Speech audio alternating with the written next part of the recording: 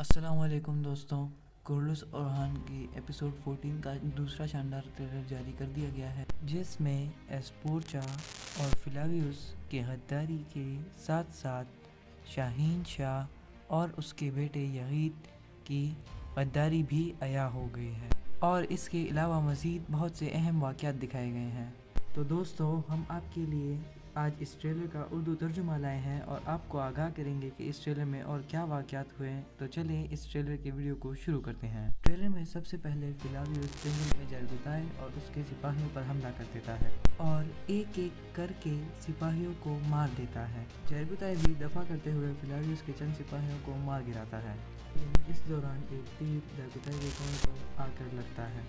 بعد ازاں جرگتائے یہ سارا ماجرا اورہان کو نہایت افسردہ لہجے میں بتاتے ہوئے کہتا ہے، فلاویوس نے اچانک حملہ کر دیا۔ اورہان جرگتائے سے پوچھتا ہے، سپاہی؟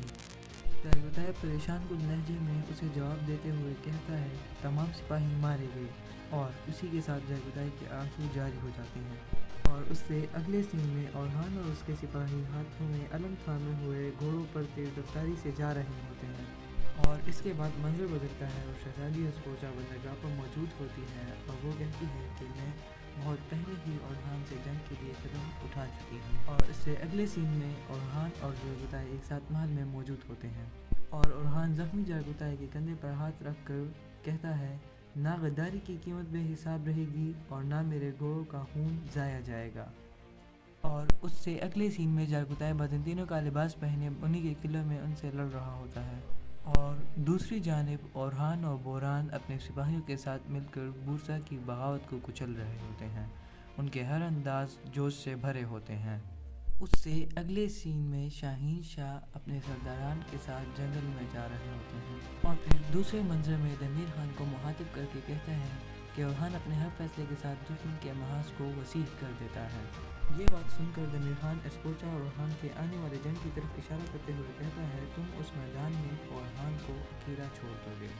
اور اس سے اگلے سین میں اورہان اس کی بیوی نیلوفر کے ساتھ کمرے میں موجود ہوتا ہے، اور اورہان اپنی بیوی سے کہتا ہے کہ میں نے شہنشاہ کی جانب ایک تجویز بھیجی تھی۔ نیلوفر خاتون مسکراتے ہوئے پوچھتی ہے، کیا اس نے قبول کر لی؟ اورہان سنجیدہ لہجے میں جواب دیتے ہوئے کہتا ہے، لیکن شرط یہ ہے کہ میں اس کی بیٹی سے شادی کر لوں۔ اورہان کا یہ جواب سن کر نیلوفر کا مسکراہٹ سے بھرا ہوا چہرہ ہم بخود سنجیدہ ہو جاتا ہے۔